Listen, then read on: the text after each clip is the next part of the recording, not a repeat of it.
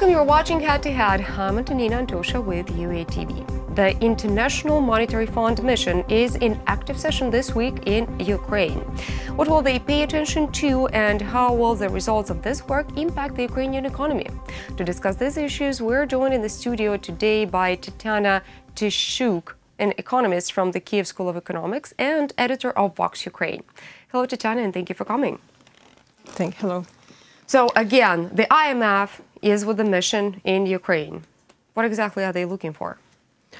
This is a technical mission. They came to recognize how two important reforms are going on. One of them is anti-corruption code, anti-corruption reform, and another one is a gas sector reform. And one of the issues here is the gas prices in the internal market. So how is the gas reform going? How would you evaluate it? How would you evaluate the progress? In the beginning, we have almost 3 years of reforms. And on the first stage, it was one of the most successful reforms. Because, in 2014, for example, we had a huge gas deficit, more than $5 billion. And in fact, it was 5% of GDP, of country's GDP, so it was in fact even bigger than the deficit of state budget. And gradually we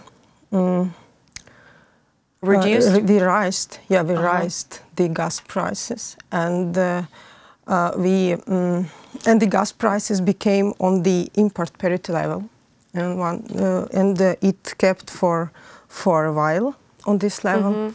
And then the import parity price and the internal price for households started again to be different, and the price for households now is lower. And now IMF is asking Ukraine to raise the prices for households once again. Am I right?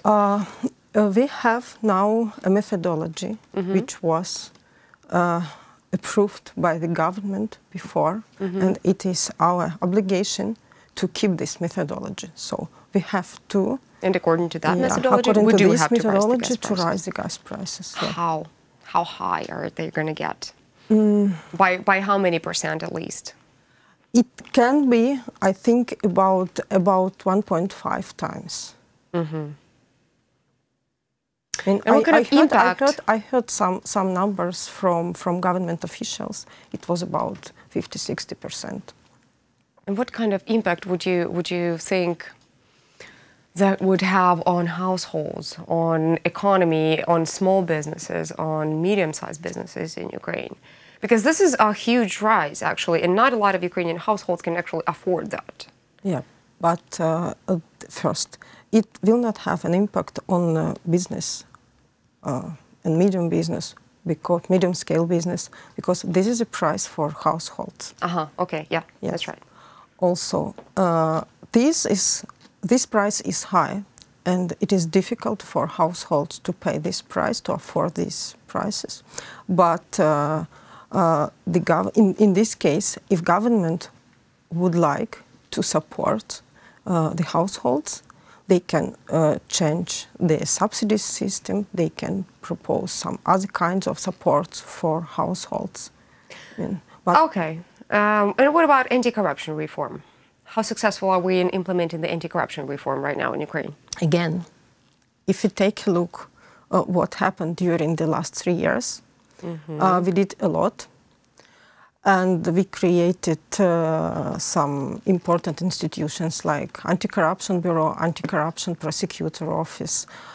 We did a lot in deregulation, and it also reduced the opportunities of corruption. In fact, lots of progress was achieved because we reduced the corruption opportunities. But still, the prosecution system is weak. And like people say, nobody punished for the corruption. Again, also the... Because we don't have the legislative organ for that, not just yet. It looks, yes, it looks like there is a gap in the court system. And the problem is the reform of the judiciary system is quite costly. Yes, and it takes time. It requires like professionals. So to do the anti-corruption reform, we need courts now, but also we have to reform courts. So first we need to reform courts, and then start implementing the anti-corruption reform. Yeah, so basically judiciary reform comes first. Judicial reform, yeah, it should be first, but it is not possible to implement it fast. And of course, we move forward in judiciary reform, but it takes time.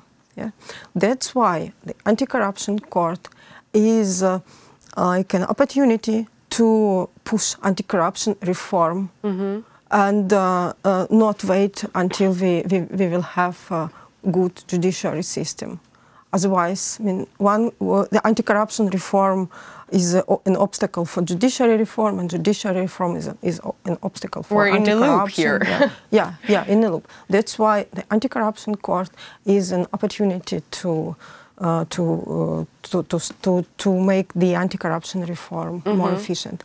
Anyway, I'm not waiting for fast results in anti-corruption, in prosecution in anti-corruption, because if we take a look at the experience of the countries surrounding us, we can analyze the experience of Romania. They have extremely efficient anti-corruption prosecution system. It's like a good case for us. Do we try to take after Romania? They created this system just last year, during the last years. Okay. So they created their prosecution office, anti-corruption prosecution office, in 2005, as I remember. And the first results they achieved, like first really big prosecutions was in 2012. Top to 7 years. So it took at least 7 years to get the first results out of the anti-corruption reform. Yeah. Well, in terms of the whole country and in general, it's not such a long period of time. So we're on the right track here. Also, we have an example, so we can move faster because we already know how to do this. It could be our challenge, right? Yeah. So, but anyway, excuse me. Anyway, I'm not waiting for the results in 1 to 3 years, of course. But still, the government and the authorities have to demonstrate at least the progress. At least demonstrate the progress in some, not probably in some big issues, but people have to understand that the anti-corruption reform is moving forward. Well, after all, IMF mission is here to evaluate the progress, not the results of the reform, right? The progress, and the main issue is an anti-corruption court because it looks a gap in this. Okay, let's say the IMF mission finds the progress of the anti-corruption reform unsatisfactory. What happens then? Do we not get a tranche?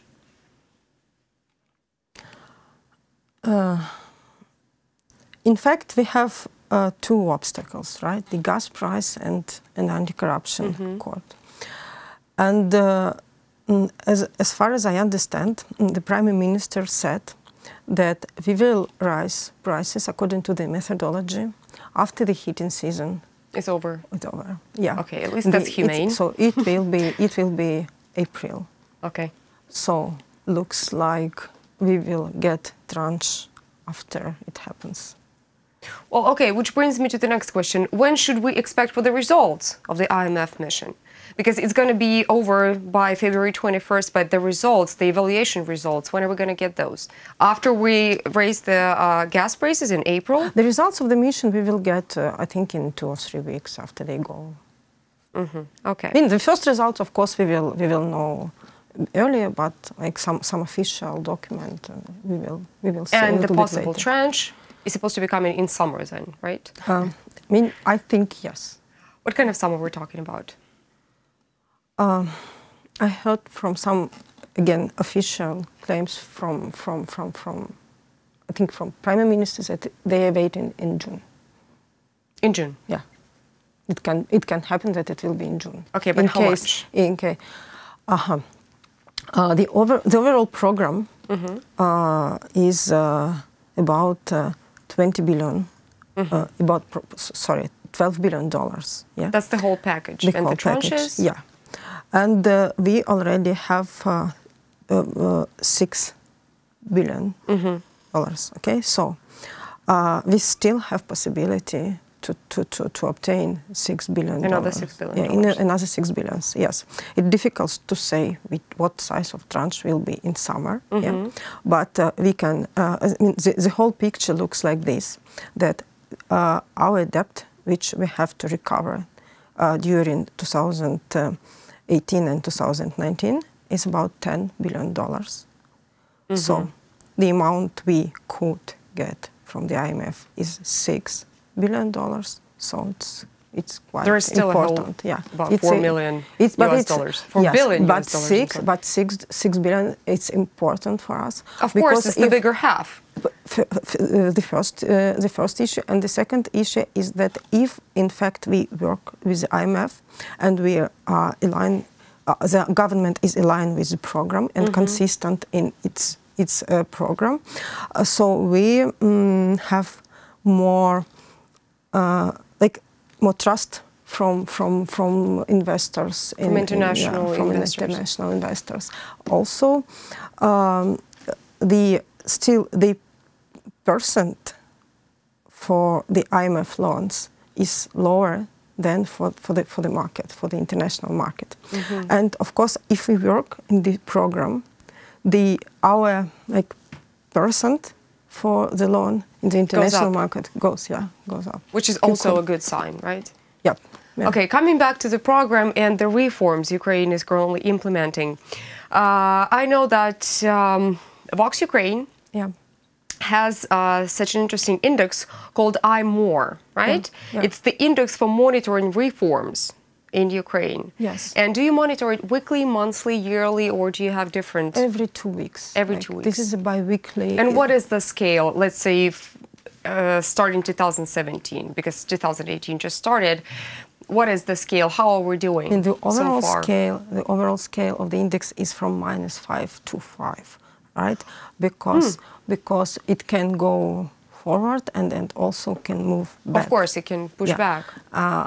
So the overall situation that it moves forward, and this is a good issue, but it moves slow and not fast enough. Not fast enough. Okay. And also we can already compare what is going on during these 3 years, and the pace of the reforms, in fact, is becomes slower than it was in 2015 and 2016. And what could be the reason for that? Different reasons. First, some quick wins we already implemented in 2015 and 2016. This is the first reason. The second reason is that if you take a look at the dynamics, you can see that when we are in the negotiations with the IMF, or when we are waiting for the next tranche from the IMF, the index always going up. Of course, because we're trying because we are trying to implement our more the program actively. More actively. Also, in 2015 and 2016, the economic situation was really hard, and the government did not have possibilities to attract loans from the international markets, and the only source for loans was the IMF or some other international partners. And that's why it was also like a stimulus for us to implement the program. Well, hopefully the reforms are going to go faster and will be implemented quicker, and we will be more efficient with our renewing Ukraine and building new democratic society. Thank you so much for coming. Thank you. That was Tetyana Tyshchuk from Kyiv School of Economics. Thank you so much for watching, and goodbye.